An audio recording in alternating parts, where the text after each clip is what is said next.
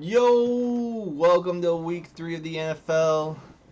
And boy, oh boy, if it's anything like week 2, it's going to be one hell of a week.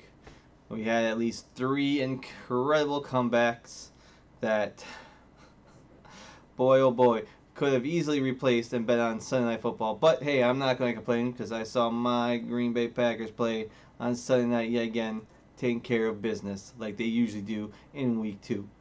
But this week, we'll see if they can take care of business as they head down to Tampa Bay, take on the Buccaneers, as that is the game of the week. I know I think I picked this game to be the game of the week last week, but looking at the schedule, there was one other game, but we'll get to that in a little bit. But how about let's get this underway. Let's go to Tampa Bay. Let's watch the Battle of the Pigskin Bays. Was it the Battle of the Bay of Pigskins? That's it. That was the old nickname. As these old NFC Central rivals go at. Oh man, I should have switched the jerseys around. And boy, oh boy. Because let's be honest, Tampa Bay is not going to wear red at home.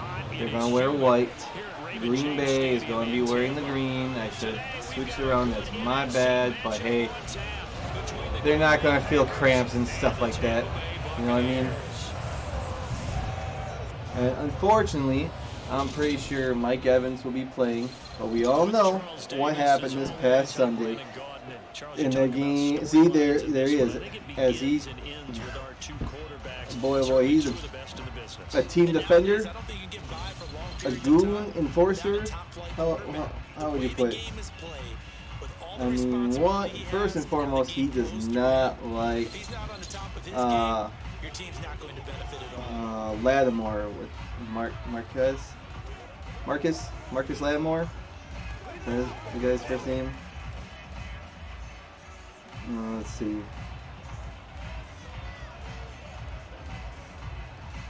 But yeah, I was watching that game, and boy, oh boy, I knew right away he's gone. One, he's gone, and two, that's a suspension.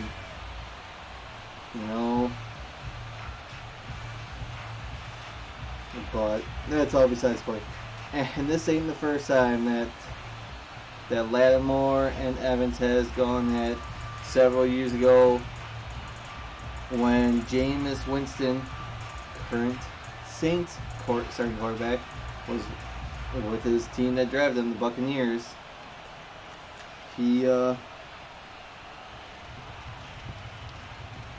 Lattimore did this or that with him, and Evans like, no, he's my quarterback. Oh boy, this doesn't look good. There we go. And he came to the end of his quarterback. He was not thrown out of the game. He was not suspended, I think. But since he's a now repeat offender, I'm like, oh, he's gone. He's gone. And the thing is, Tampa Bay is thin at wide receivers. You know, Evans was the healthy one. You got Julio Jones and Godwin. They're hurt. They're banged up. Tampa Bay had to sign Cole Beasley. You know, and I don't know if he obviously didn't officially retire. He was just a free agent. But here, there's no injuries, but it is what it is. You know what I mean?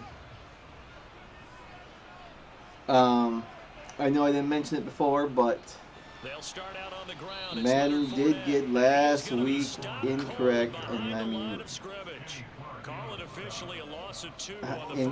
especially, I mean, that was a game that Las Vegas lost. Okay,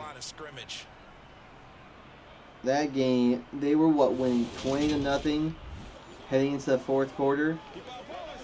And apparently there were fans popping champagne. They were celebrating. Oh, he's gone. See, now that's realistic, especially what happened to Green Bay's defense Sunday night.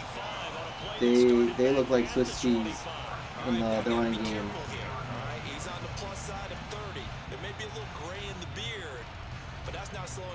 But let's recap last week's Madden. Oh wait, no, it was 20-7.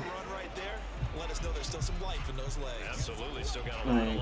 Arizona scored at 6:03 left in the third, and Las Vegas got a field goal to go up 23-7 heading into the fourth quarter. And 8:13 left. Arizona got a touchdown. Kyle Murray got a 2-point conversion. And then, as time expires, he gets a touchdown and another 2-point conversion. It's out of the game, so force overtime. And then, as Vegas was driving, Carr throws it to Hunter Renfrow, who gets hit a couple times, ball pops out, Arizona scoops and scores. And that was the second time Hunter fumbled the ball and cost him the game. Arizona found a way to come back to win. And good for Arizona. Good for Arizona. Not out until the fat lady sings. And the other funny thing is, I know I was talking about a lot last week, is that Davante Adams, his family finally gets to watch him play a game. And boy, oh boy, did he put up some career stats. He was targeted 7 times, caught twice, had a touchdown, but only had 12 yards. And boy, he was not, especially on the play where Hunter Renfrow fumbled the ball. He was wide open. I forget it was. I think it was like a 3rd down or something.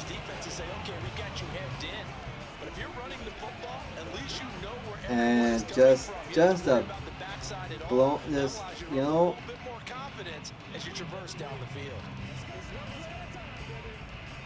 There's a 1st and 10 at the 14-yard line.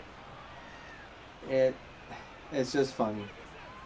I mean, I don't really wish bad ill on Davante Adams, but like I said before, there were several times in the last that Green Bay was on the West Coast. I mean, I don't know where his family, his grandmother, and all that lives. And I know the opposing team, they give tickets to the opposing team.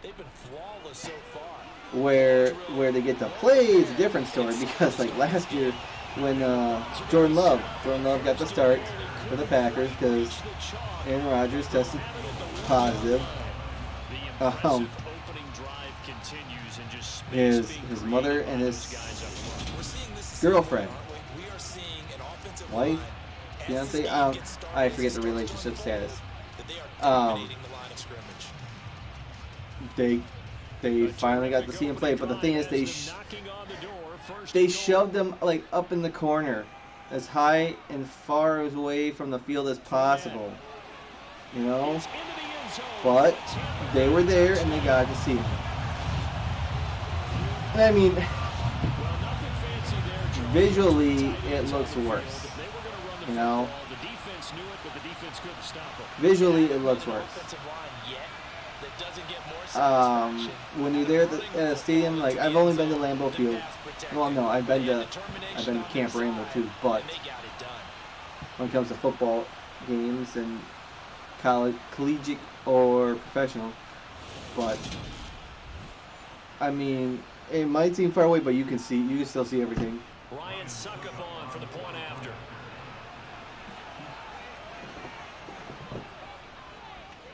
And that one gives the Bucs a 7-0 lead. And so and Arizona pulled the comeback, and that was not that wasn't the only comeback of the day. Earlier in the day, there was at least 2 other ones. We'll start off in Baltimore, where it looked like the Ravens were just going to run away against the Miami Dolphins. And Miami said otherwise. Game starts. Was a 103-yard kickoff return for a touchdown for Baltimore. So they start the game right off the bat. But then there was no other scores in the first quarter. Then Miami ties it. But then Baltimore scores 3 straight, go up 28-7 at the half. Third quarter, Dolphins cut the lead by half, 28-14. But then Lamar Jackson rips off a 79-yard touchdown run to go up 35-14 heading into the fourth quarter. And it's like three scores. That's it. 15 minutes. Come on. Defense can hold it.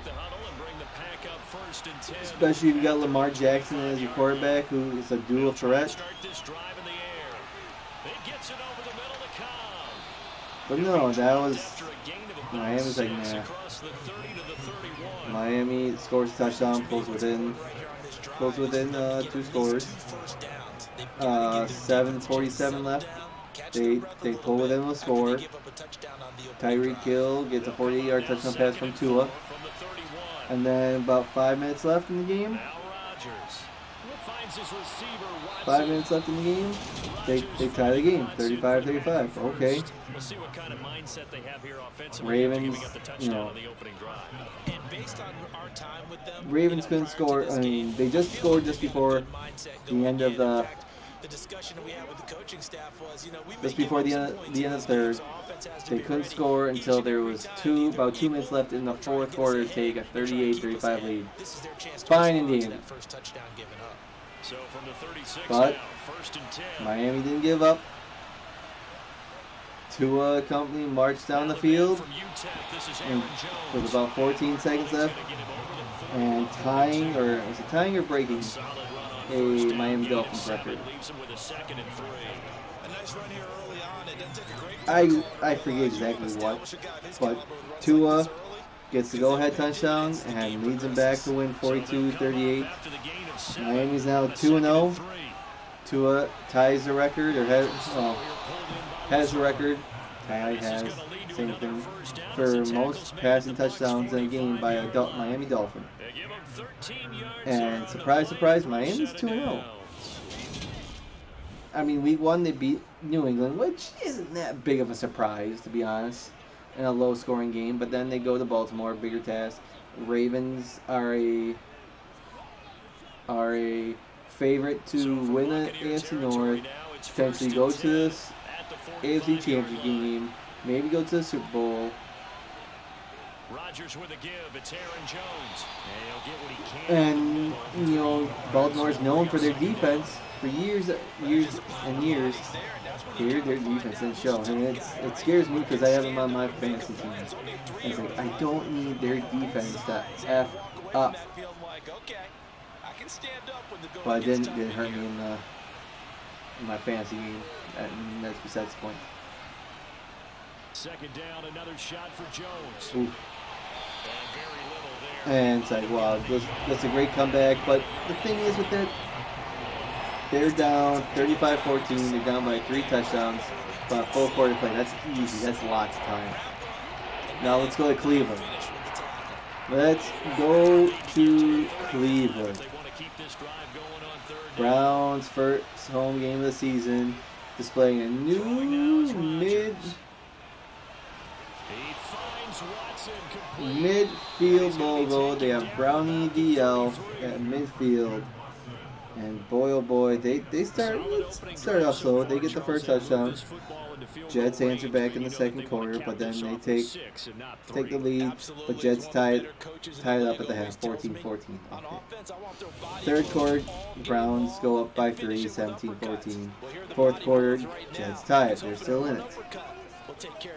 But then the Browns scored next 2 points, or next 2 scores, I should say, not points.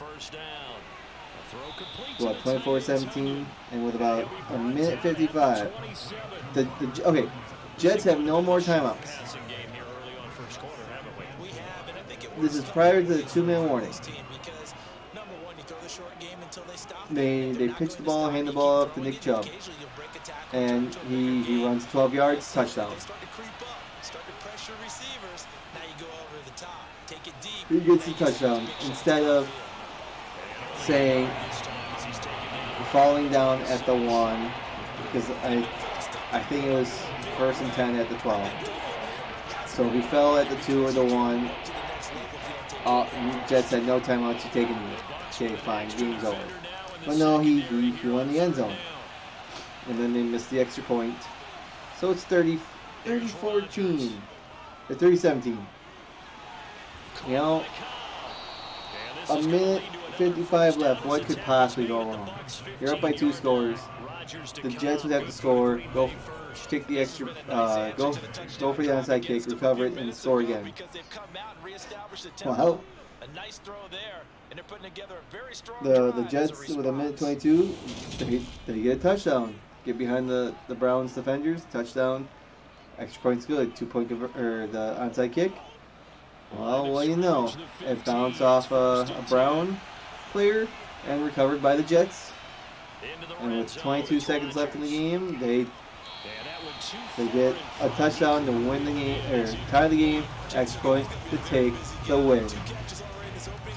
And the Browns could have started off the season 2-0 with Jacoby Brissett. And the Jets could have went 0-2, be like the Jets. And nope.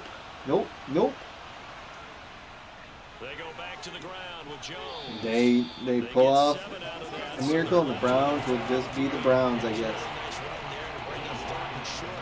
You know, how the Browns lost. How the Browns lost. It. Rodgers gonna try and throw on 3rd down. That's gonna be short. Go for it. The Browns just end up beating themselves in all honesty. In those 3 incidents, the Browns should have won. They should be 2-0. Baltimore should have won. They should be 2-0. And Las Vegas should have won. They should have been 1-1. They'll run for it with Dillon. And this will depend on the mark. I'm not sure he pushed the line forward. And indeed he whatever. This is just the simulation anyways. The touchdown nor the first down. And that will force a turnover on downs. Well, I guess they wanted to get that touchdown right back on their first drive, but failed to do so. I don't like the Packers going for it. I would go out for it too. To stay right there, to stay even with their opponent, that they gas themselves out. You know, it's almost like incredible. Take yours right to the front and let them do all the work, and then someone catch them at the end and pass them up. You want to make sure you moderate what you're doing along the way, and then go for the big finish. And then, well, we had, you know,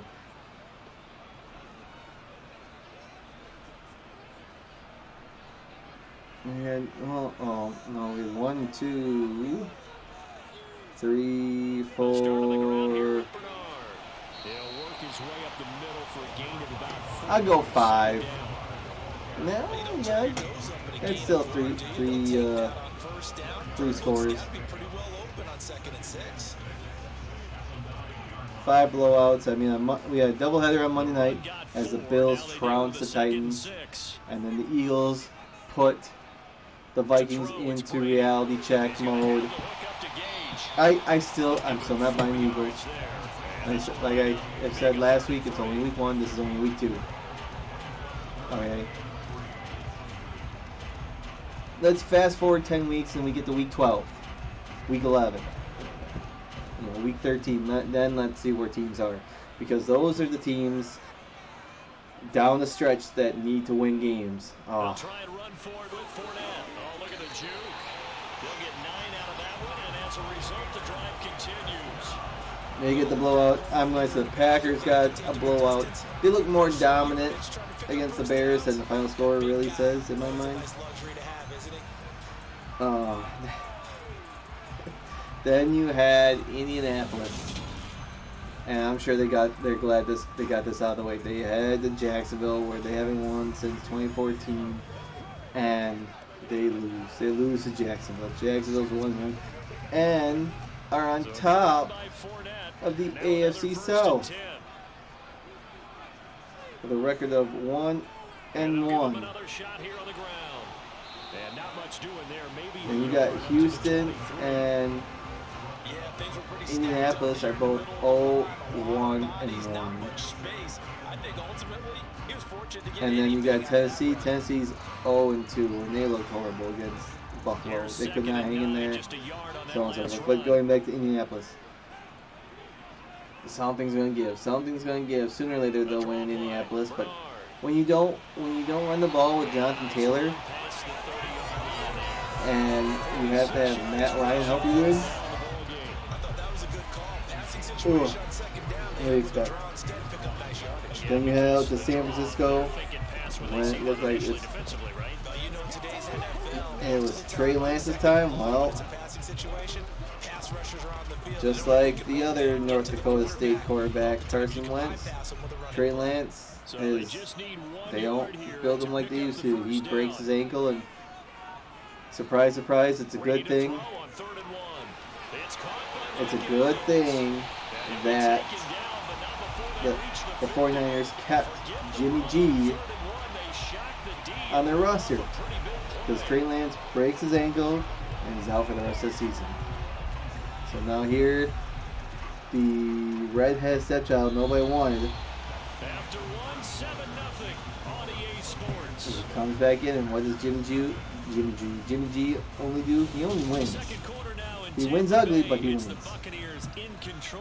And when it looked like, oh man, he's going to go to Cleveland. Jimmy G's going to get traded to Carolina. He's going to go to Seattle. And it doesn't happen. It didn't happen. San Francisco was able to renegotiate his deal, restructure it, and keep him. And boy, oh boy, did it pay off. I mean, what was Jimmy G's stats in that game? That makes it hard to defend. From the 45 on second down. And it was early in the game that Trey Lance went out. Trey Lance was only 2 for 3 for 30 yards. And Jimmy G comes in, he was 13 for 21, 154 yards, and a touchdown. And they get the win. Oh, and Jimmy G also had a rushing touchdown. Easy first down pickup for the superstar wideout. Then let's see, some teams that bounced back. Obviously, my Packers bounced back. I already mentioned that. The Lions, they bounced back after week 1, where they almost came back to beat the Eagles. But they were dominating the Commanders. They were winning 22-0 at the half. But then Washington was making it interesting. They jump out and they get 15 points in the third. But then Lions got another touchdown late in the third quarter. Washington gets a touchdown. They pull within 8. Brady now on first down. Lions though get another touchdown. They go back up by 15, and then Washington gets another touchdown after after 2-minute warning. But I'm assuming they went for onside kick and failed, and that's all she wrote. 2 minutes gone by, second quarter. Carson Wentz with 4 touchdown passes. Running left, it's Fournette. And he'll be taken down. And how about 20 at the 20. Amon St. Brown? Just a gain of a yard there, and now it'll be third down. And in all honesty, I slightly have faith in these Lions. I feel like they got the good head coach. They're turning the program around. Do I really want to see them succeed? No, because they're a division rival. I don't want to see them succeed. Oh, intercepted!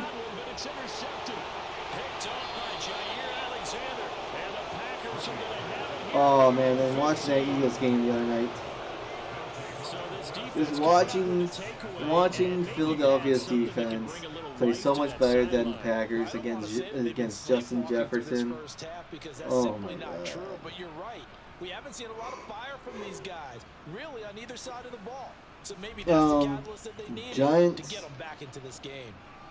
Hold on to beat Carolina. The New England bounce back, they get a win. Dallas gets a win. Broncos get the win. I would say so, and I think so just looking at the standings real quick. You got 1, 2, 3, 4, 5, 6 teams that are undefeated. They'll start the drive with a carry by Jones. And he goes across the 20 which are as follows. In the AFC, you have Miami, Buffalo, and they play each other this week. So either you're going to have one team is going to be undefeated. Well, this is what could happen this weekend. They could both be undefeated still, defense and tie, or one wins and the other one loses. They'll go again to Jones. So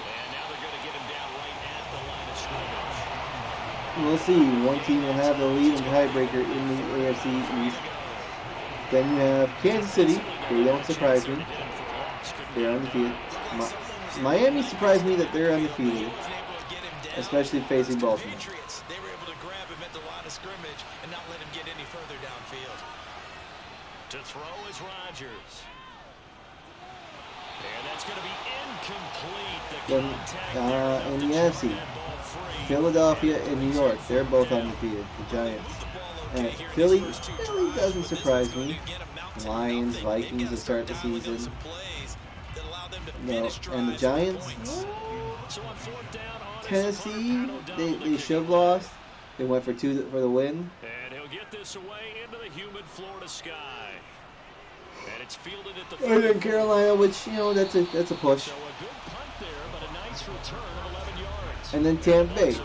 They went to Dallas, beat Dallas, and then they beat New Orleans, but both games did not look pretty. The Buccaneers easily could be 0-2, but yet they are 2-0. And now they come back home for their first home game against the Green Bay Packers. And so the Packers hope to play spoiler. At the moment, they are not. This game is 7-0 Tampa Bay. Now they've got to build another drive and find a way to avoid the turnover the plague did on the last one. Brady's throw there, incomplete. But the NFC North and the NFC West are the only two divisions where everyone is tied at one game apiece. 1-1. Incompletion on first down leads to a second because week 1, San Francisco, Los Angeles, and Arizona all lost. Seattle won. Week 2, they flip the script and Seattle loses, and San Fran, LA, and Arizona all won. But since San Francisco beat the Seahawks, they have a better divisional record and are in first place in the West. This will be 3rd and 5. And it's the same thing in the NFC North. Minnesota and Chicago won week 1. Detroit, Green Bay, they won week 2. It flipped around. But since Minnesota beat Green Bay and are 1-0 in the division, they have a better divisional record. So at the moment, that hurts Green Bay. That's why you got to win those division games. But it is what it is.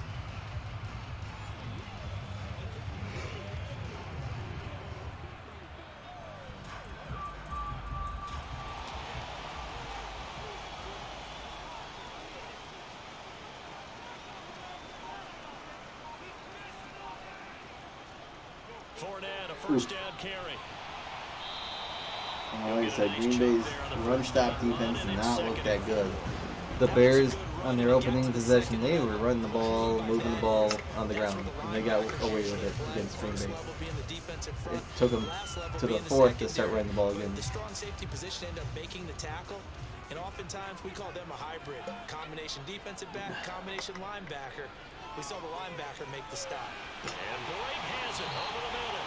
And this is going to result in another first down as the tackle's made at the Packers 16. A gain of 18 and a new set of downs. And that's a more than acceptable read right there because it's zone coverage, so timing is everything. This time he waits for his man to come open, puts it right on him, and they pick up a first down.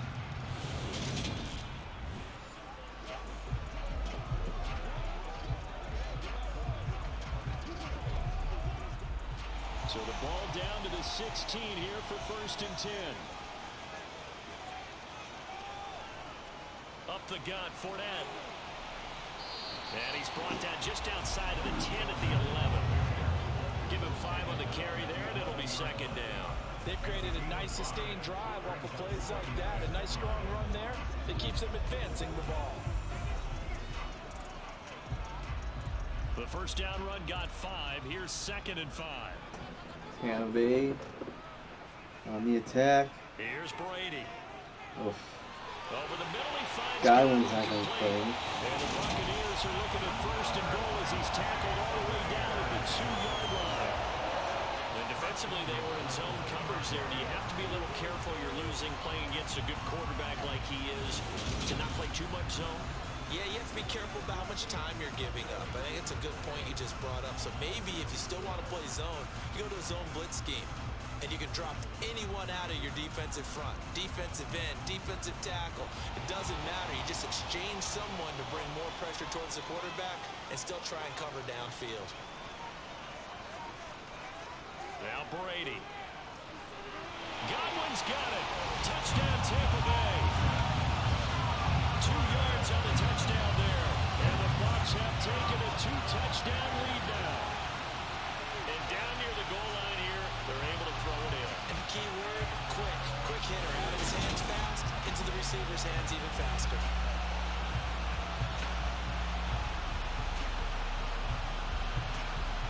Suck up for the extra point.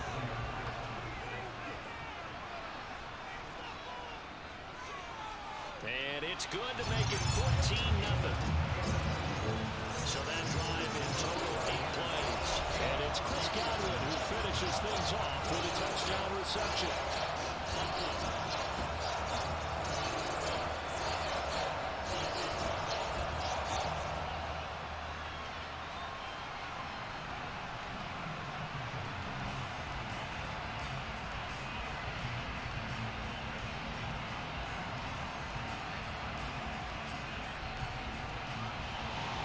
The kickoff unit is out on the field, and they will send this one away.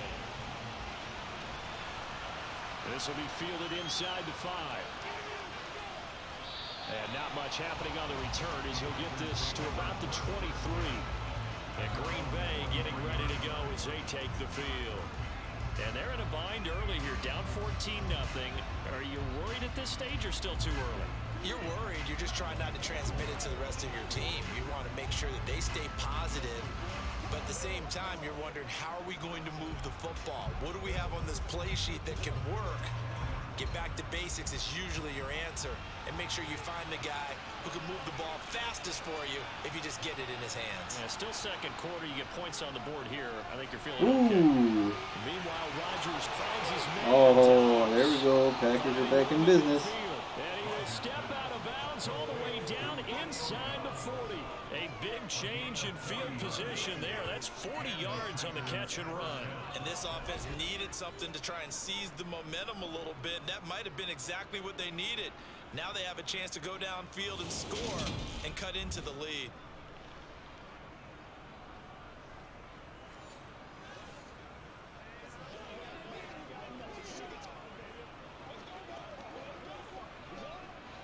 So how about that for a chain mover? They're all the way down inside the 40 now for 1st and 10.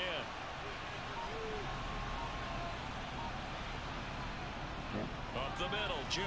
And yeah, if the Packers want to win, they need to. 5 yards on the play. They need. Oh, like Bakhtiari, we all know that real quick. The Packers need to get Aaron Jones involved. Space and got what he could. A nice dirty run that's a positive play for the offense. After the pickup of 5, here's 2nd and 5. Rodgers going to throw. Into a double team, and it's intercepted. Picked by Antoine Winfield Jr. And the Buccaneers are going to take over here at their own 22-yard line. Certainly not his best throw that time, and not a good time to make it, Charles, when they were Rodgers, whatever. It's just a game. We're just simulating games. Extra speed on the field, guys who have ball skills and understand what the passing game can do, and gives them a chance to react and make a play on the football, and they take one of those away.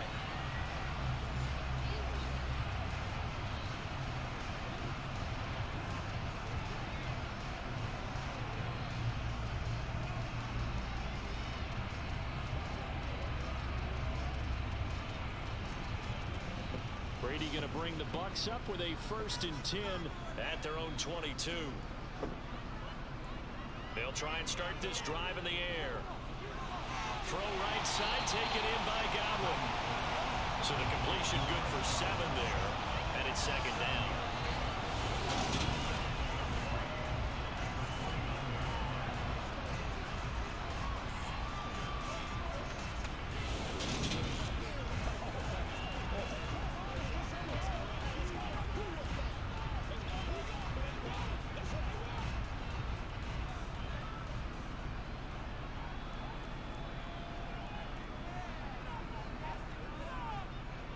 Fournette running out of the gun. And he is met quickly in the backfield. Down he goes, folded like a lawn chair. It'll be a loss of a yard, and that's going to lead to a 3rd and 4 coming up. And that's what I'd like to see out of this defense. A little fire, a little toughness. It hasn't been the best first half for them, but they did do a nice job there, forcing a loss on that play. Now Brady. Over the middle here to Rudolph. And he's going to have a Bucs 1st down as they're able to get the 3rd down conversion. And that's well executed there on 3rd down. And I love the confidence that they had to let their tight end try and find some space in the middle of the field, right in their quarterback's line of vision. And QBs love to make that easy throw, and they hooked up there for a 1st down.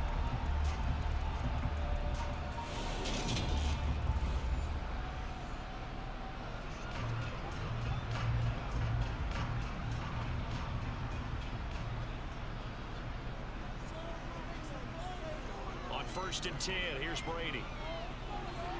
He's going to drop this one down to Bernard. And they'll get this down to the 42-yard line. Good strong throw and catch right there. And so far in this game, the alleys have been open for them to get completions, and they're taking advantage of it.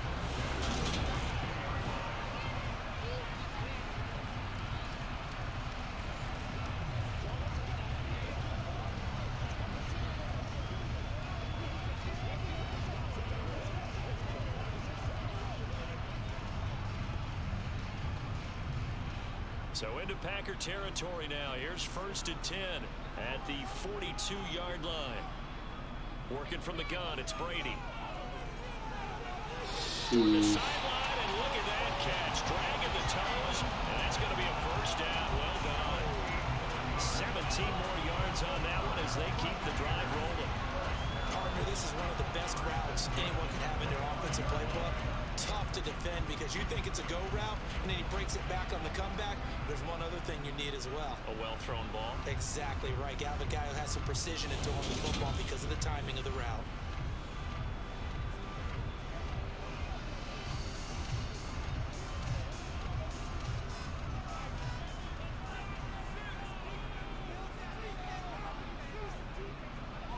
Brady now on 1st down. There's Evans again, complete. And they're going to be set up now with a goal at the 13-yard line. I like that one, partner. They go back-to-back with excellent gains And really, it shouldn't be a surprise who they were throwing the ball to. He's their best guy. Yeah, we knew that they would get him involved early. They're doubling down on getting him involved early. Don't be surprised if they'll come right back to him again. They haven't shown the propensity to be able to stop him. From the 13 now, they work on 1st and 10. Here's a give to Fournette. And strong running there as he's inside the 10 and down to the 8-yard line. And hold on here, because on that last run, it looks like we have a player who was shaken up. The medical staff is going to come out here and take a look, and we will take a short break.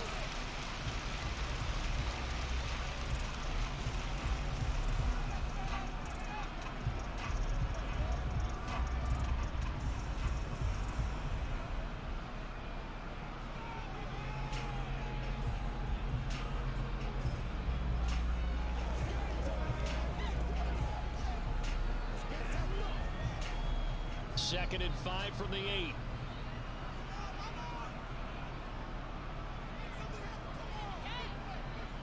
Again, it's Fournette. And he's able to get it down to the 2-yard line. 47 yards rushing on 12 carries for him now. We both know it's difficult, but they've made it look effortless out there. Through the air, on the ground, they moved the ball with relative ease.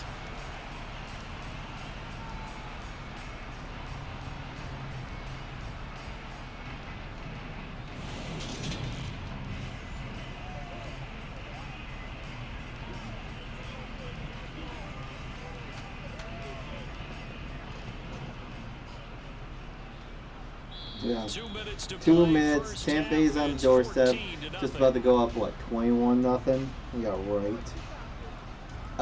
Here's first and goal, and gosh, points here, Tampa Bay, put this thing away before their halftime. defense is there, They give it off here to the tight end. but I just don't Gain on the play, see. and it's going to be second and goal. A lot can go wrong when you call a play like this down in the red zone. But I don't know. that's We'll where see. you appreciate Time will this tell. from your head coach. Game's on Sunday. There's He's only afraid to trust his guys simulation. to do the right thing. And as a player, that means an awful lot.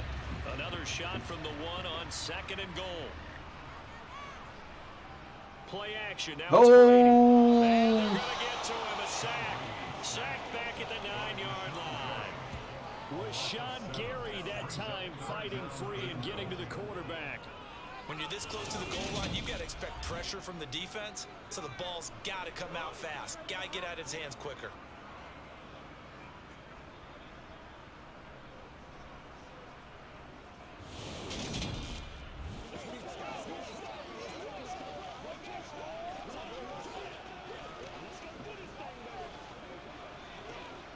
Big play coming here. It's third and goal. Now Brady. And they stop him. Green Bay takes timeout. They'll set up for a field goal fan. Timeouts. It's just their first, so they'll have 2 remaining here before we get to halftime.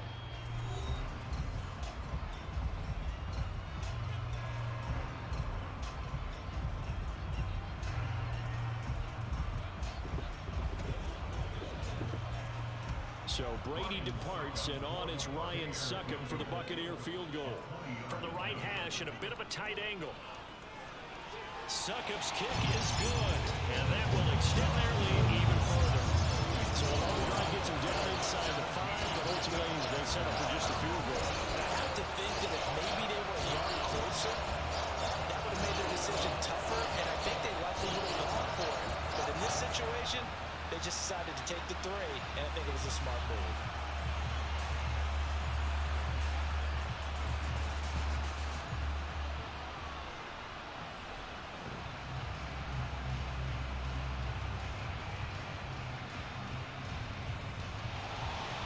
Out is the kickoff unit as they run up and send this one away. This will be fielded inside the 5. And he'll take it a yard or so past the 20, call it the 21. The Packers with a football here late in this first half as they take over with exactly 1 minute to go here before intermission.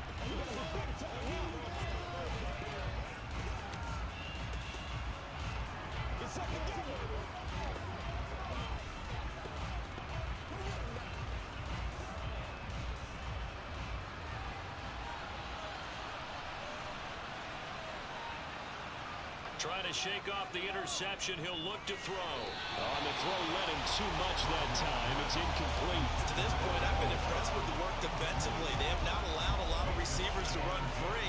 And there's another example, another incompletion.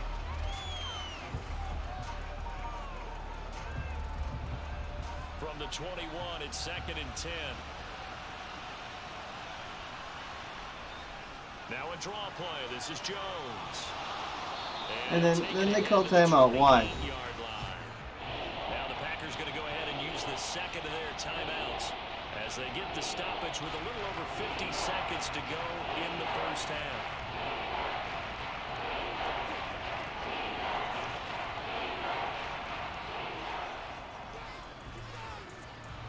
Yeah, the box with an extra defender in the secondary now on 3rd down. Shotgun now for Rodgers. And Jones has it over the middle. And he's going to have a Packers first down by a couple of yards as they're able to convert here on 3rd and 3. When you struggle on offense, you're looking for anything possible to get you going. Sometimes you do it like basketball teams that don't normally press. You put a press on, bring people to life, make them move a little bit quicker.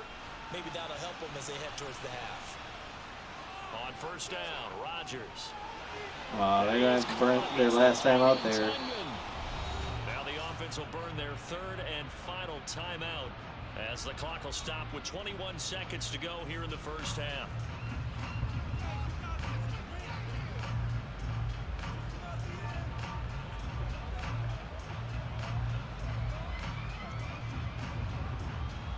This offense finding its legs now. Yeah, I think Green Bay gets the ball started the second half. Rodgers now to throw. Got to step out of bounds. They might get one last play off. No, time's going to run out because that's how Madden works. I forgot about that.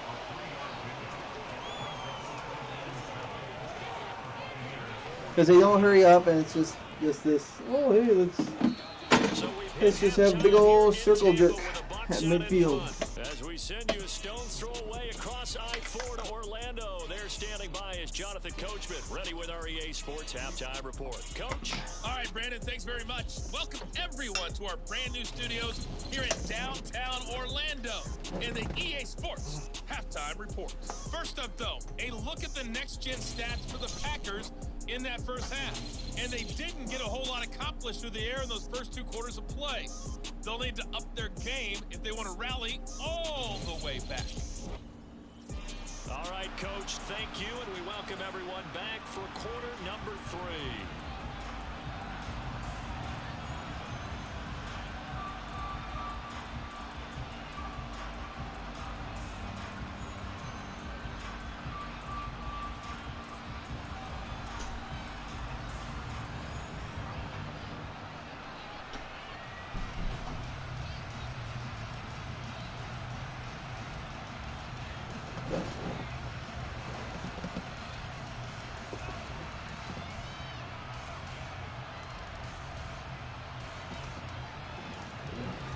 Yeah, well, Green Bay gets the ball. They blew their opportunity to get any points before halftime, so let's see how they start the second half.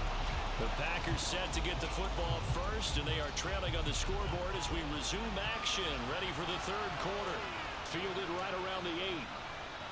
And he brings us out past the 20 to the 24. And the Packers ready to go to start quarter number 3. And you have to think, Charles, down 3 scores already. They need to play an almost perfect second half to have a solid chance. And that absolutely starts with finding some way to put together a touchdown drive here. They need to be smart, fast, efficient, get the ball to the end zone, and do it again multiple times in order to have a chance to win this game. Rodgers will bring the pack up with a 1st and 10 at their own 24. They'll come out throwing here to start the drive. And that'll be incomplete.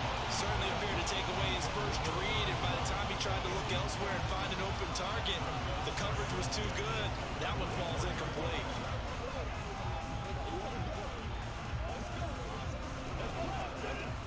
From the 24, they'll go again on 2nd and 10. Rodgers going to give this one to Dillon. Nowhere to go that time.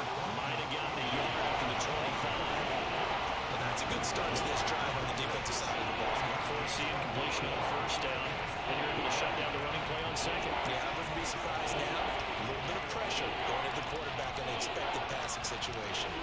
This offense in desperate need of a conversion as they come up on third down. Big third down. Rodgers. What the hell? And he's left with no option here but to throw it away. Well, this is just a continuation of what we saw in the first half. So much for the What a first bunch of start to begin the baloney. third quarter. Still off-target throws, no rhythm throwing the football, and obviously no touchdown scored in this game. Here's Pat O'Donnell now as he'll kick it away for the second time. 44 on his first punt, and this is a good kick as well. Oh, what a move. 46 yards on the boot. The coverage holds him to just 3 on the return. And it will be 1st and 10 as they take over. Here comes the Buccaneers offense. They get their first reps of the second half.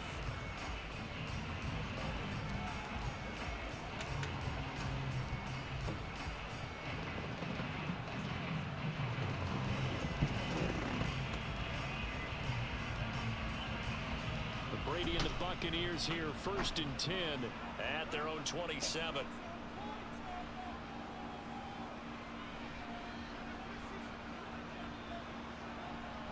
They'll look to throw. He's got him in, complete. Now he's going to get this all the way down inside the 35. 39 yards there, a big one. Well, you had all halftime to think about what you wanted to do to start the second half. They came out with a big one. Does that not beg the question? What was happening in the other locker room at halftime? Was that the one play they didn't cover as a possibility? Because they just gave up a big, big game.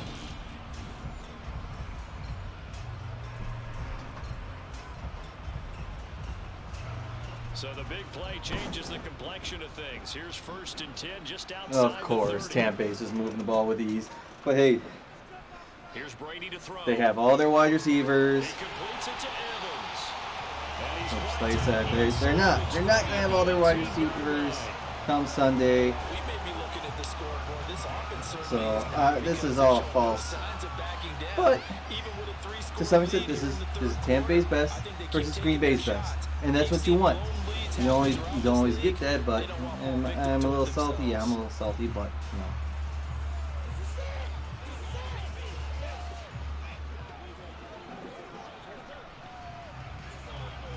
So from inside the 20, here's 1st and 10 at the 18. We'll be doing my picks. Into the red zone, it's Brady. Oh, he fumbles it. Oh, come on. Green Bay recover that. He's able to get this one back, so it is a 1st down. Call it luck or skill, whatever the case. That was luck. Feeling good about just keeping the football there. Yeah, the biggest thing that they're calling it now, our ball. They don't care if it was luck or skill, or the panic that jumps up in your chest when that ball's on the ground. Whether you get it or your teammate gets it, just as long as you maintain possession, that's all you're looking for. So 3 plays, already 1st and goal, and they are wasting little time. Fournette. It's a gain of a couple, and it'll Surprised they didn't give him the touchdown. Good work there, hold them out on 1st down, and this is going to be a battle down here on the goal line. Can they hold their ground for 2, maybe even 3 more plays?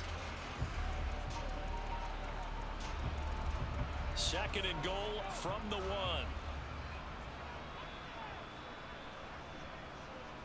Fournette again, and he's in. Touchdown, Buccaneers.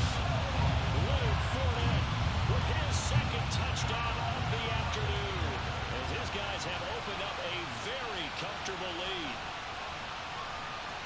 But finishes off the drive with a touchdown run, Charles. Remember, he also had a catch on this drive as well. Whatever. Want to be in today's NFL, a complete back, 3 down, stay on the field, run it and catch it, and he gets it done.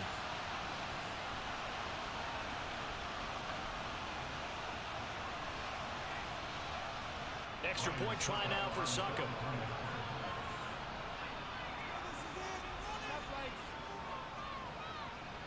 And the lead is now 24. It's not over till it's over. So that drive spanned 5 plays. finished it off with a run into the end zone. Leonard Fournette.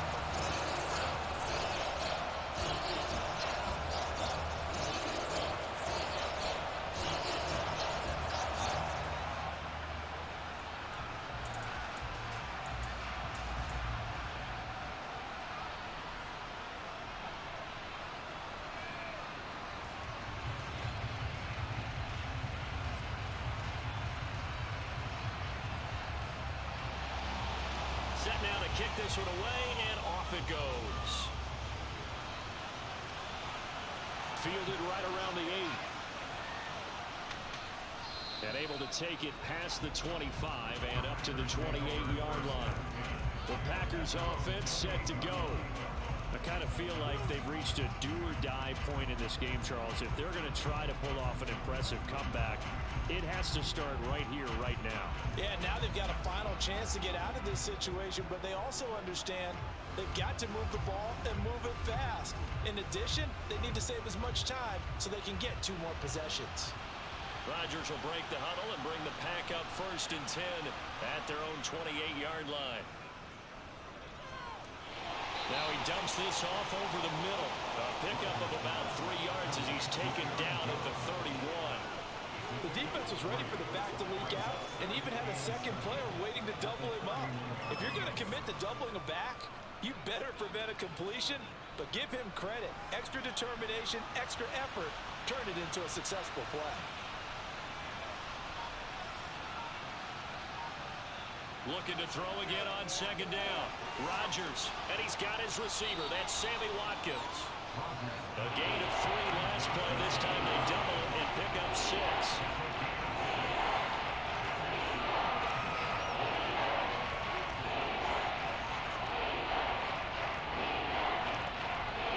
This offense in desperate need of a conversion as they come up on 3rd down. Oh, can they convert? Throwing now is Rodgers. Yes, they do. And he's going to have the Packers 1st down as they're able to convert by plenty there on 3rd and 1. This has to go down as one of the simpler routes in the playbook, but oh so effective. Nice completion there. Keeps the sticks moving.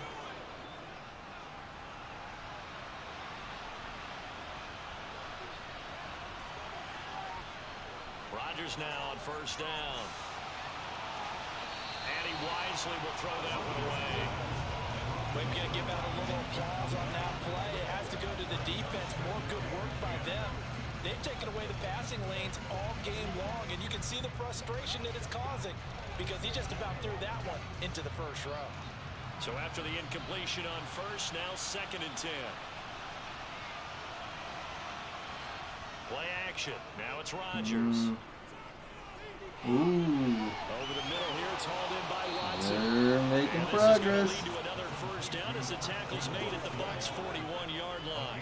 Give him 15 there, and the Packers have a 1st. Well, we talk all the time about playing situational football. Right now, I think the scoreboard is dictating what they need to do. Where they are in this game, they've got to push the ball downfield, take their shots, try and get big chunks of yardage in a short amount of time. That was a nice play there. 5 yards on the carry. Good pickup on 1st down. Not too many offenses want to turn down long drives, but when you're down what they are, they've got to pay it off with some points. 5 yards remain on 2nd down. Rodgers going to throw. Ooh. And this is going to be caught, but they'll say out of bounds. So it's incomplete. That was well defended. They clamped down on every available receiver. Just got to give the win to the defense on that snap. And on 3rd and 5, this will be the 8th play of the drive. What? He didn't make that catch? Here's Rodgers to throw. Setting up the screen here. Aaron That's a Jones. first. And this one not What? enough. On 3rd and 5, he only gets 3. He got the ball at the line of the game. Yeah, and on 3rd down, you know those pass rushers, they're in the starter's block. They just Whatever. You can almost hear the defensive coaches on the sideline pre-snap. Watch the screen. Because I think he had to get to the 30. Oh, come on. And making the play to force 4th down. You gonna kick a field goal? No, they're going for it. They kind of have to. Last time they went for it on 4th down, they did not get it. They'll go for it. It's Rodgers. Toward the sideline, he will have now the they gave first it down. home. Good catch. He was able to keep the feet in bounds. Well, we kind of looked at each other as they decided to go for it, but in the end, great execution, a 6-yard gain, and it all works out. After this drive, we're going to be looking at the games that are coming up this weekend and do my picks and enjoy the rest of this game to see how it turns out. Oh. Okay, in real life, the running back would not run into his own guy. He would have been able to make that turn and not bump into him and get at least 5-6 yards. That's one reason why I don't like the pitch play in Madden. They did a nice job there of holding the point of attack and not giving ground. Here's Jones again on 2nd down. 2 runs in a row, but only 2 yards to show for it. Absolutely love the effort there. The ability to flow from his inside spot and stop down at the line of scrimmage. Nice linebacker play. Big 3rd down. 3rd down now. Those last 2 plays indicative of how things have gone for them. Just nowhere to go. Gotta get to the 17-yard line. From the gun, it's Rodgers. They got it at the 12. And this is going to lead to another 1st down as the tackle. But here's the thing, even if Green Bay gets a touchdown, they need to rely on their defense if they don't get the ball, take the ball away, and so forth and so on. Nothing in that 1st half, nothing on the last drive, but they're moving now with a 1st and 10. On the delay, Jones. And running room scarce here. He's going to be stopped in his tracks at the line of scrimmage. No gain on the play there, 2nd down.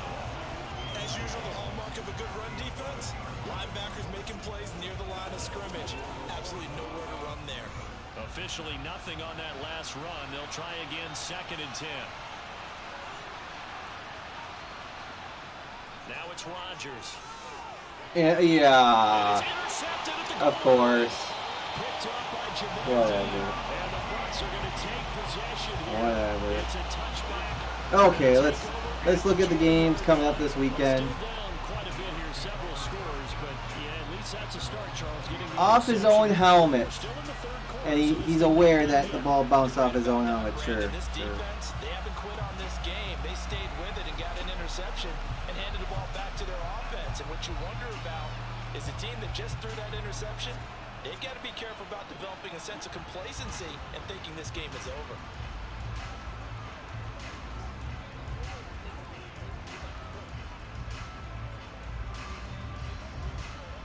So last week, I bounced back from week 1. I went 11-5. But if we look at the 5 games I missed on, it was Cleveland, New York Jets.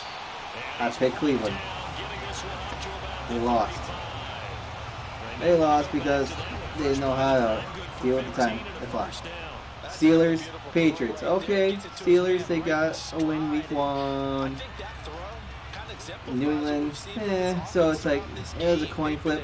I went with the home team. Pittsburgh fell behind. They tried to come back, they fell short. Okay. Baltimore, Miami. Same thing. Baltimore had that game, lost. Then I had Cincinnati. I picked Cincinnati over Dallas because I figured, Dallas, Dak, no problem. And that they would take care of business? No. Fell short on the last second field goal, and their offense still looks like crap.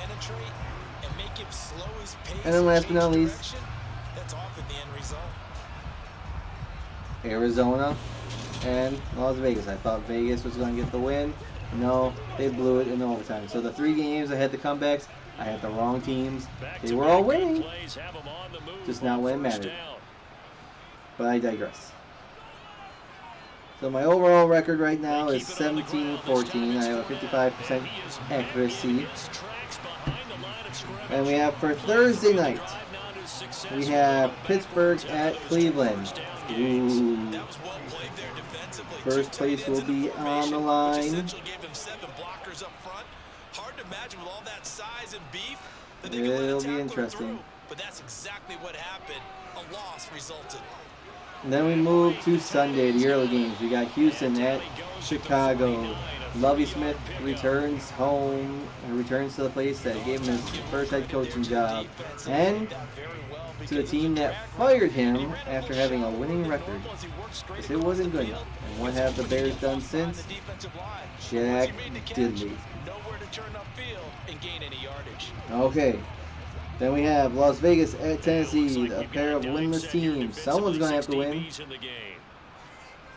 Someone's going to have to win, or a tie, I guess, but I hope not. Open man has got it. It's complete. And this is going to result in another first down as the tackle's Speaking of winless teams, we have Kansas City versus Indianapolis at Indianapolis. And oh boy, oh boy. I mean, this could be a trap. It's a trap. Trap game where Indianapolis could just be that much better. Might just get the win.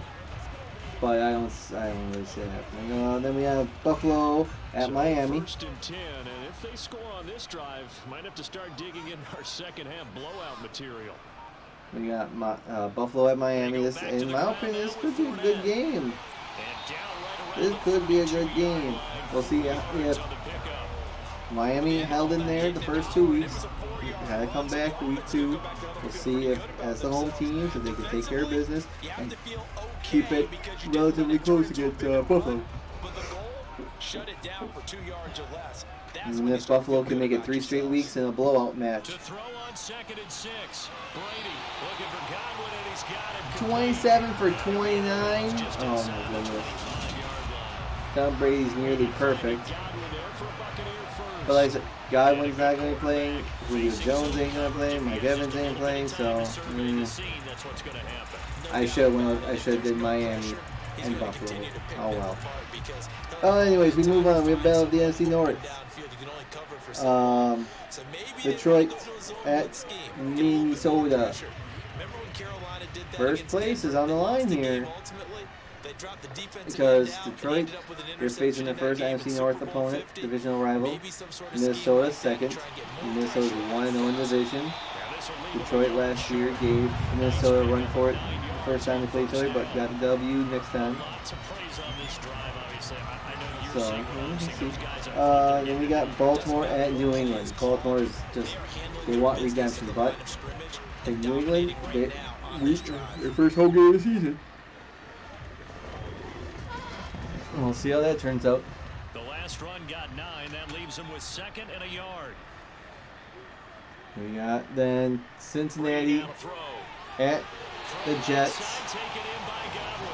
The Jets were able to beat Cincinnati last year with their third-string quarterback, their backup quarterback, Mike White, was it? This time they have Joe Flacco.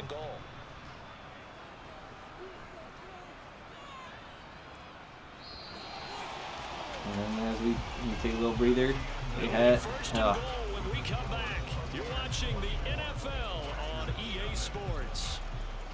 Back now in Tampa. A lot of happy faces in the crowd at this point as their guys have a big lead here to start quarter number 4. Bernard. Oof. Oh, he fumbles it! And Green Bay recovered. Yay! Okay, then we move on. A pair of NFC East showdown. The Eagles put their undefeated streak on the line against the Washington Commanders. We got our final noon game, New Orleans at Carolina. A pair of NFC South opponents. See if Carolina can turn their ill will around and get the dub and get in the win column. Late games, we see Jacksonville at LA to take on the Chargers. Oh, whatever. Booth review, whatever. The question was the knee in fact down before this ball comes loose? And is the video convincing? Oh man, they're gonna overturn it. Then we got the LA Rams head to Arizona for an NFC West showdown.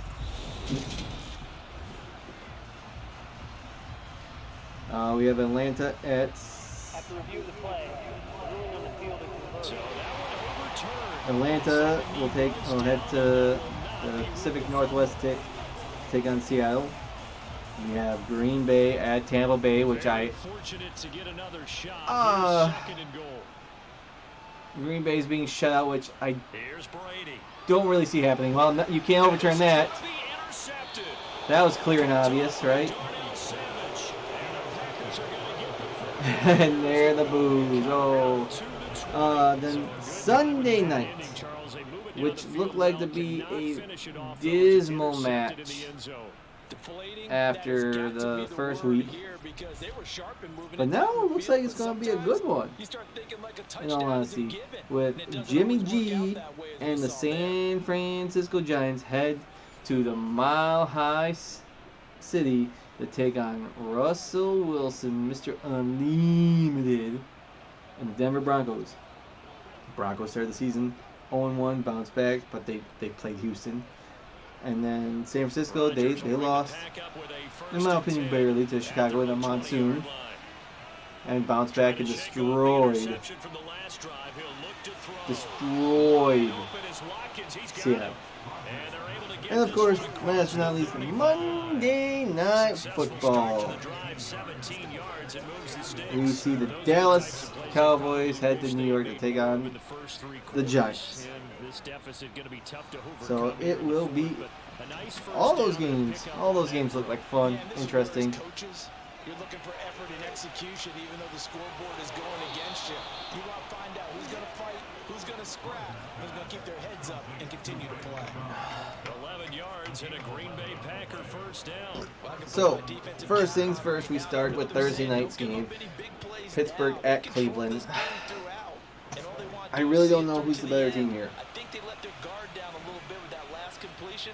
Sometimes when you're trying not to give up big plays, Pittsburgh got the win week 1, just like they did last year. And they're able to work this across midfield to the 48. Because they got to Cincinnati, and Cincinnati just couldn't convert an extra point. They lost to New England week 2, and here we are. Cleveland, week 1, they pull off the win. They pull off the win in Carolina. Week 2, they blow it. But they're the home team. It's a short week, short memory. You gotta have a short memory anyways. Anytime you lose, you gotta move on. They both lost. But in my opinion, Cleveland was more of the heartbreaking. So he can put his foot in the ground and break to the out, to the sideline, and make a catch. And this is going to be a grudge match, for sure. And I have to go with Cleveland. Okay. Pittsburgh hasn't been playing well. They're still trying to figure out their quarterback. I mean, they can get the pressure, but they don't have T.J. Watt. To throw is Rodgers. So, what is that? Give me Cleveland. I think Cleveland will win on Thursday night.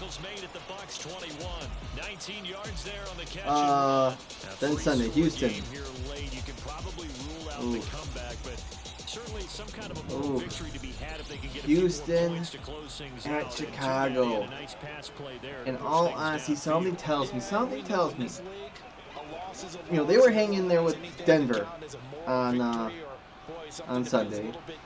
They were winning against Indianapolis week 1, and something just tells me Lovie Smith is just going to have something up his sleeve. and just find a way to win. That they're going to find a way to win against Chicago. I mean, I just don't know what it is. I just have that gut feeling. But in my opinion, it's a flip a coin. I say Chicago can easily win this game too. They'll keep it close. But I just have a gut feeling that Houston's going to pull it off.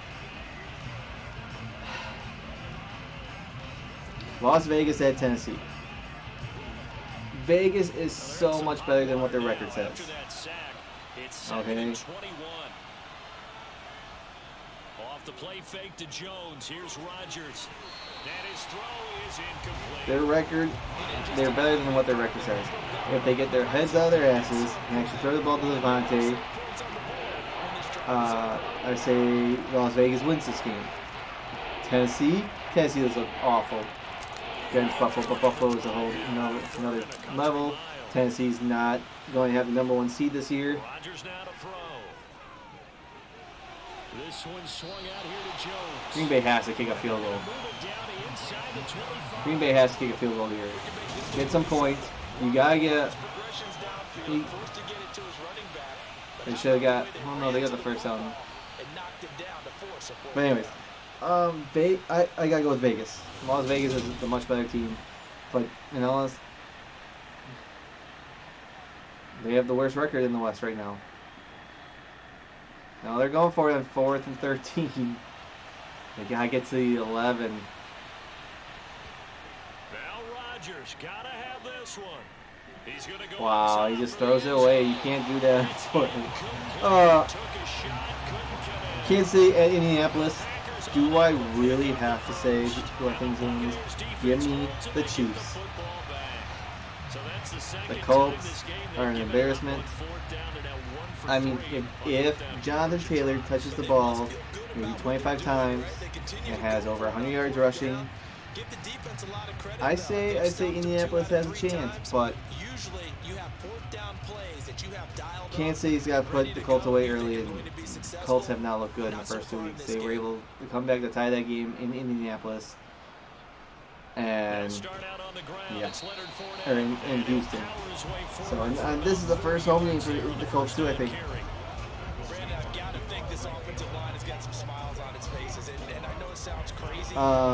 Buffalo at Miami.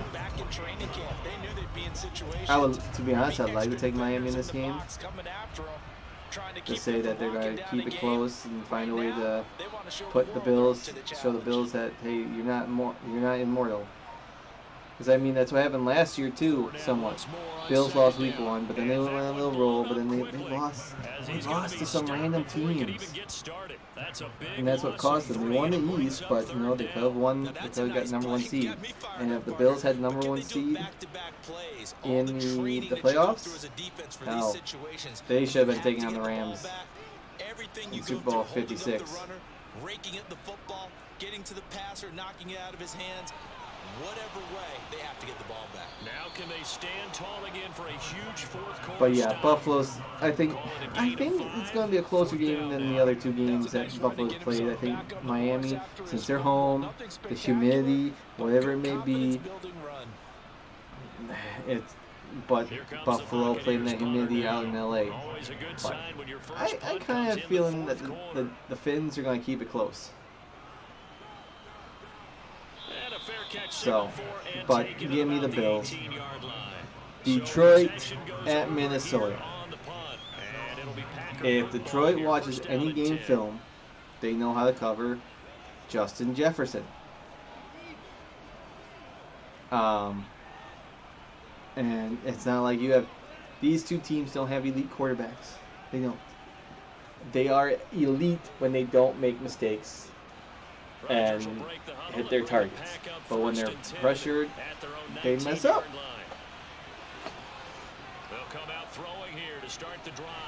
Oh, he dropped it. But I'm not going to pick Minnesota because screw them. I have a little, since Detroit Lions have sucked as far as I can remember, I have a little sympathy for them. They're that, somewhat lovable losers. but it's like I never want to see them. To start matching each other's movements. I never want to see them, you know, make it to. I might root for them if they make it to the Super Bowl. Yeah, in that situation. But I'm going with Detroit. Give me the Lions. Lions, they're going to be a sneaky good team. They're going to sneak into the playoffs in my mind. The Packers on third down. They've hit on half of them. 5 for 10. This is 3rd and 10. Here's Rodgers. Looking left side, and he's got him in. They're going to have to go for it on 4th down. They should have kicked the field goal on 4th down. That'll be well short of what he needed. It'll go as a gain of 4, and that's going to make it 4th down. Oh man, this is ridiculous. Defensively, the tackling's been really good. But anyways, we move on. Baltimore at New England. The first home game for New England. Baltimore, Lamar Jackson. They need a bounce back. You can't tell me they're gonna punt. Yeah, I was gonna say these visuals. Not visuals. Rodgers to throw for it on 4th, and able to catch it, but he's out of bounds. Oh yeah. Anyways, we move on. Baltimore at New England. I don't know what you're gonna do in New England. When they play against a crappier team like Pittsburgh, that's equivalent to them, they can beat them. But they play divisional foe, and they always have issues in Miami. But and when you look at the AFC East anyways, who are the 4 teams? You have New England, you have Buffalo, you have New York, 3 teams in the Northeast, and then Miami. How does that make any sense? I mean, the old AFC East had Baltimore/Indianapolis, which made a little bit of sense as you're going down along the East Coast. So, but anyways, Miami's the odd team out, just like in the NFC East. You have Philadelphia, New York, Washington, the triangle, right, and then Dallas, who's out in the middle of nowhere.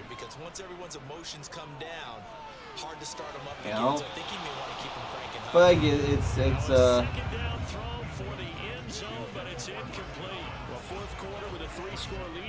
It's that historical factor.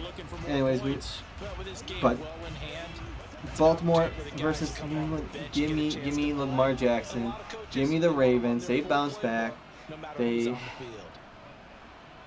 Hell, who knows? The Patriots might make it interesting. Oh my goodness. Besides Cleveland, I have picked the road team every game, just like I had picked a bunch of home teams last week. Cincinnati at the New York Jets. Jets get pressure on Joe Burrow.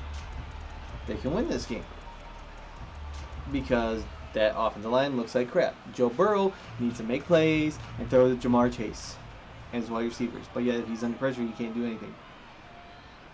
They hand off to their big tight end. It's a gain of a yard, and it'll set up 2nd and goal. You gotta be ready for anything. I'm torn on this one because the Jets are 1-1. They found a way to win. That was against the Browns. This is the Bengals, or is it the Bungles? From the 2 now, and week 1,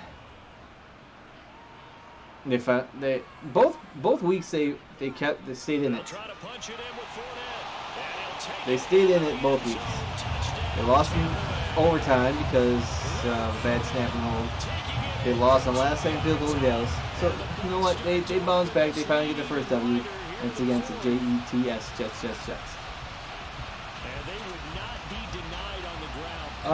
Philadelphia at Washington. Simple fly. Eagles fly. They get the W. They steal the W from Washington. The commies, they make it a little interesting. But Eagles take care of business. They win. this one was over a while ago as they just add on to their big lead. The last early game of the week, New Orleans at Carolina. Carolina easily could be 2-0 right now. Easily. But they aren't. Saints. They stole one in Atlanta, and then they just, collapsed against Tampa Bay in week 2. They kept it close early, was it in the 4th or late in the 3rd that Tampa Bay pulled away? I can't remember, but it was 10-10 or 3-3 to 2. It tied, and then Tampa Bay pulled away after Lattimore and Evans both got ejected. But you know what? This time I'm taking the home team. I think Carolina's going to get the win. Baker Mayfield's going to be smiling from ear to ear. And they get the W. They turn things around and get the dub. Late games. Jacksonville at LA to take on the Chargers. Jacksonville's got some spunk. Doug Peterson knows how to win. He's a Super Bowl winning head coach. He should never have been fired from Philadelphia in my mind. He did. He more or less lost his own job there on his own. But here we are. He's a Jacksonville in coaching one of the worst divisions in the league. But they're taking on the Chargers. Chargers beat the Raiders week 1 at home. They lost to Kansas City on a short week. It could have went either way. But they're back at home, and they take care of business. They take care of business, and they win at SoFi. The other LA team, the Rams, they head out to the desert to take on Arizona. Whew. Whatever they saw going into this one, they've been able to capitalize on it, and no adjustment has been made to take it away. I'm sorry, I'm going with the home team here, to be honest. Rodgers now on first down. Sideline throw, it's complete. I'm trying to remember how Arizona was week 1. They'll give him 4 yards there, and it's second down. Who did they lose to? Running out route, it's likely you end up near the sideline. And what did we just see there? I gotta remember. You got it. The benefits of practice. Toe tap. Why is my memory? Oh yeah, that's right. The Chiefs. They faced the Chiefs week 1 and just got obliterated. And again, it's Rodgers. And Rodgers intercepted a 3rd time.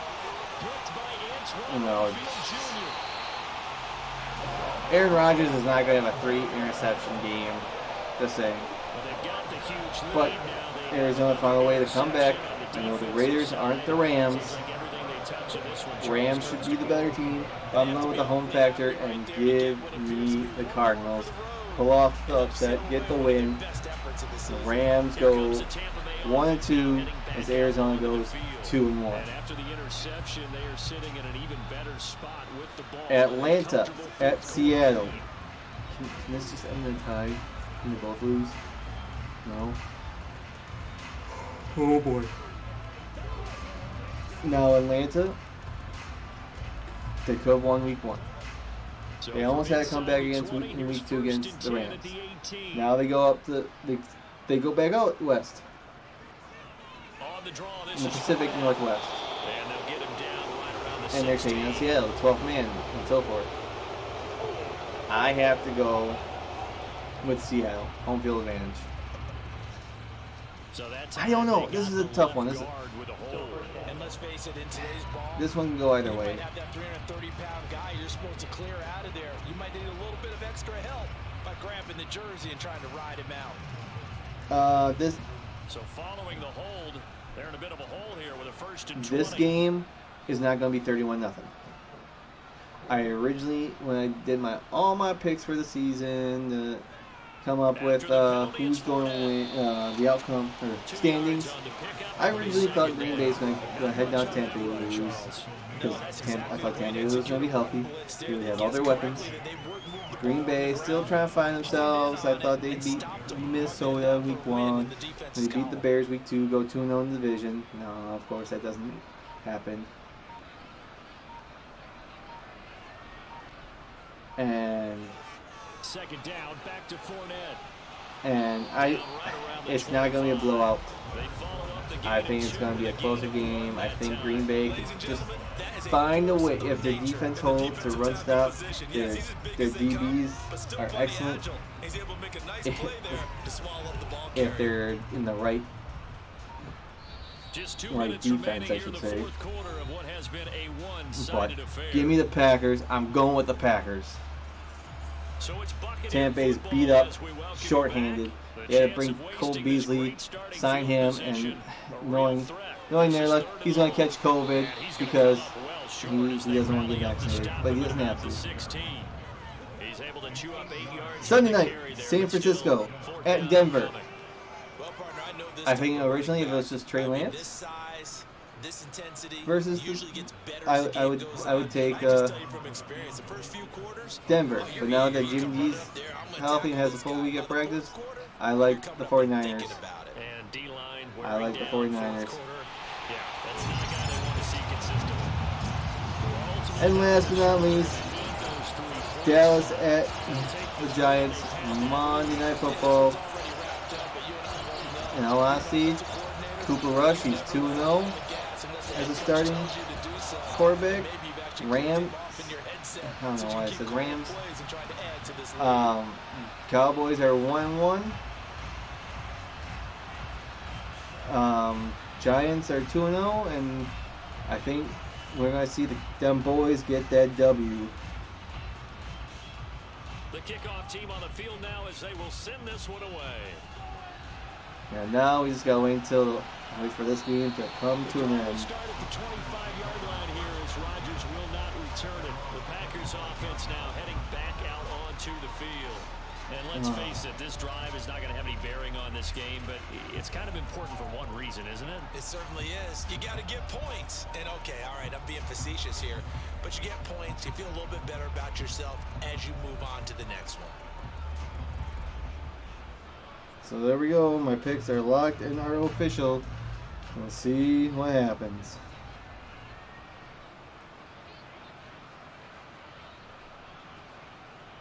Try to shake off the interception. He'll look to throw. And they're able to get this one across the 35. Solid way to start the drive. 13 yards, picking up the first. Well, I mean, look, obviously there's no 20 or 30-point play in that playbook, but they can try to end things here on a positive note despite trailing big, and that looks like what they're trying to do here by pushing the ball downfield. Well, let me go with the heavy cliche then, partner. Just control what you can control right now, and all they can control here is how their final plays develop.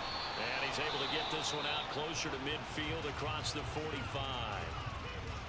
Now it looks like we'll get a timeout, and we will. We've got an injured Packer on the field. Oh, who's hurt? They're going to come out and take a look at this injury. Oh, whatever. That guy makes a difference.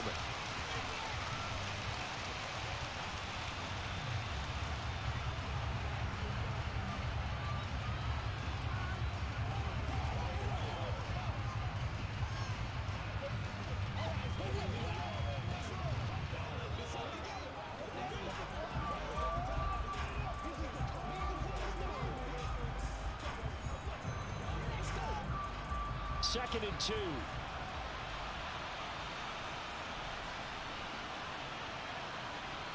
Throwing is Rodgers. He'll find Jones again, complete. And this is going to lead to another first down as the tackle's made at the Bucs' 38-yard line. That one good for 16 as the drive continues. Now, fourth quarter, certainly not enough time for a comeback, but nice to see them making use of the time remaining to try and make this one a little more respectable. Yeah, I think the ultimate goal, good execution, be crisp, be Uh-oh, I thought I got intercepted again.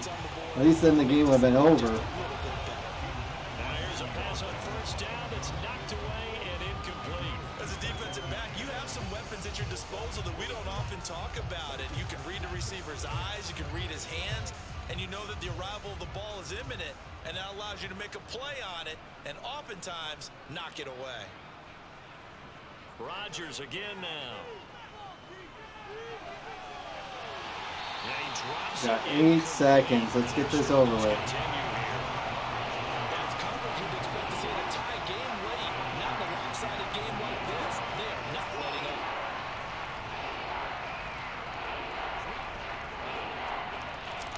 So back-to-back incompletions, and that has him staring at a 3rd and 10.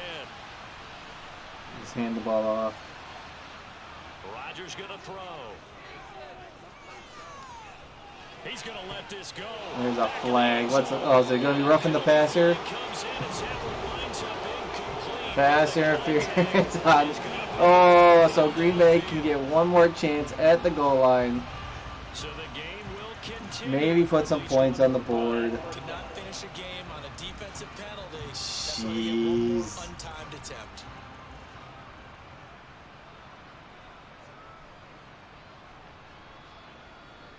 One final try now. Yay, they avoid the shutout. And this is going to be caught. So it affects the final score, not the outcome, but it is a late touchdown here on the game's final play. The extra point is good, but it only impacts the final score as this game comes to a close. Yeah, I don't think so. But that's just my opinion. I can see Tampa Bay winning. I will throw that out there, but not like this. When the game is settled and the clock is run out, do we really need to kick the extra point? It doesn't make any sense to me. I know that people have explained before, well, you got to play it all the way through. Come on, this thing is done. There we go. I think I got my game for next week, especially depending on the outcome. Maybe depending on the outcome, but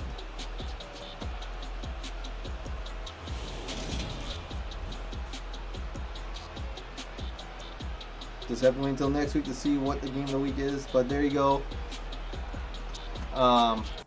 There you have it.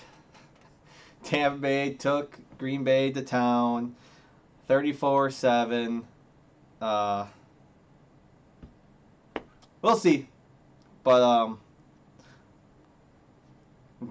enjoy the football this upcoming weekend. Thanks for watching, and until next time, adios, muchachos.